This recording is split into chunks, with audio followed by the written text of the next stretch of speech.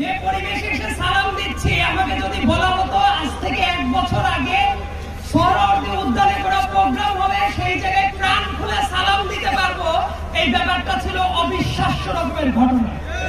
কারণ শুধুমাত্র সালাম দেওয়াটাকে কেন্দ্র করে কত মানুষকে নিপীড়ন চালিয়েছেন ডাইনি শেখ হাসিনা, তার কোনো হিসাব নাই। আমরা অনেক ক্ষেত্রে শুনি যে ইতিহাসে আইয়ামে জাহেলিয়াত ছিল। আমি বলি শেখ হাসিনার রেজিমটাকে আমি সবসময় বলি আওয়ামী জাহেলিয়াত। আওয়ামী জাহেলিয়াতে এমন কোন মানুষ নাই যারা তার দ্বারা খুন এবং সর্ব ধরনের মানবাধিকার লঙ্ঘনের শিকার হয় নাই। আজকে মাইন্ড ডাকের প্রোগ্রাম যখন উন্মুক্ত পরিবেশে হচ্ছে, গত বছরও যদি এইটাই উন্মুক্ত পরিবেশে করার চেষ্টা করা হতো, আমি নিশ্চিত এই যে দাড়ি টুপিওয়ালা মানুষ যতজন আছেন তাদের অর্ধেককে ধরে নিয়ে যাওয়ার জন্য হাসিনার এজেন্সির লোকগুলো এই জায়গায় বসে থাকতো।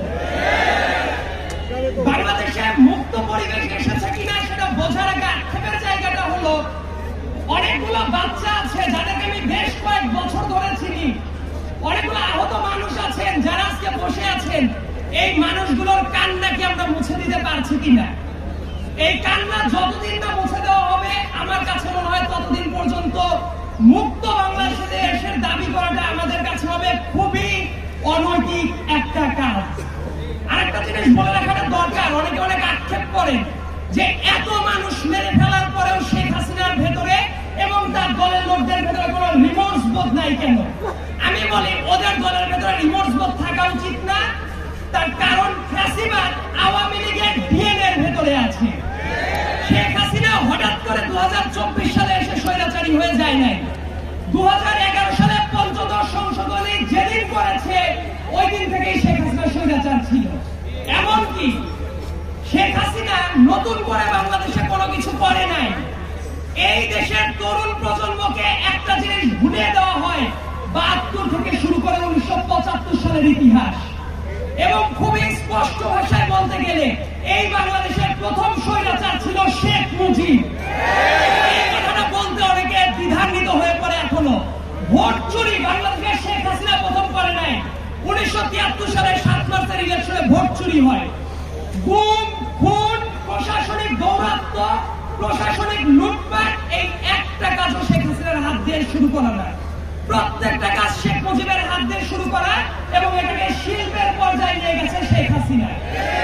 এই যে এত চেতনার কথা বলে, মুক্তিযুদ্ধের চেতনা, অমক চেতনা, তমক চেতনা, মুক্তিযোদ্ধাদের পরে কি শেখ হাসিনা সিম্প্যাথি দেখিয়েছে কখনো? কখনো দেখায়নি। এটার কারণ আপনাদের মনে থাকার কথা, এই ঢাকার মেয়র ছিল সাদেক হোসেন খোকা সাহেব, একজন গেরিলা যোদ্ধা যার রক্তের উপর দিয়ে বাংলাদেশ স্বাধীন হয়েছে। সেই সাদেক হোসেন খোকাকে স্বাধীন বাংলাদেশে এসে মরার সুযোগ দেয় নাই ওই স্বৈরাচারী শেখ হাসিনা। তার আশেপাশে যত মানুষ থাকতো প্রত্যেকটা মানুষ লুটপাটের অংশীদার ছিল। এবং যত ব্যবসায়ী, যত সংবাদ মাধ্যমের যারা কর্মী ছিল, যত আদালত, একটা ব্যাপারে কথা বলতে খুবই আক্ষেপ হয়, আমি আইনের ছাত্র, যে মঞ্চে দাঁড়িয়ে আমরা কথা বলছি, আমাদের হাতের বাম সাইডে যে আদালতটা আছে বাংলাদেশের ভেতরে পবিত্রতম জায়গা হিসেবে চিন্তা করা যেত, কিন্তু ওই আদালতের মাধ্যমে কত নিরীহ মানুষের রক্ত কেড়ে নিয়েছে শেখ হাসিনা, তার কোনো ইয়ত্তা নাই। এবং বাংলাদেশে মাঝে মাঝে বলা হয় না যে এদের অবিচারের মাত্রাটা কেমন? আমার কাছে মনে হয় জার্মানির নাজি পার্টির চেয়েও ভয়ার্থ ভাবে আবির্ভূত হয়েছিল শেখ হাসিনা। এবং সামনের দিনে আমাদের একটা চ্যালেঞ্জ আছে যে জাতিগত ভাবে আমরা ঐক্যটা ধরে রাখতে পারি কিনা। তবে এই জায়গায় এসে আমি একটা ব্যাপার সুনিশ্চিত, সামনে বাংলাদেশে এক থাকবে। এই জায়গায় দাড়ি টুপিওয়ালা মানুষ আছে, শার্ট প্যান্ট পরা মানুষ আছে, নারী পুরুষ সবাই আছে, বাংলাদেশের পতাকাটাও আছে। এই ঐক্যটা ধরে রাখা দরকার। সবাই থাকবে এই বাংলাদেশে, সবাই রাজনীতি করতে পারবে। শুধুমাত্র শেখ হাসিনা এবং তার সাঙ্গপাঙ্গরা এই বাংলাদেশে আর পুনর্বাসিত হতে পারবে না।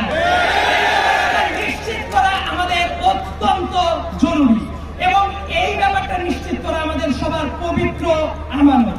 এই বলে আমি আমার সংক্ষিপ্ত বক্তব্য শেষ করছি। ধন্যবাদ সবাইকে।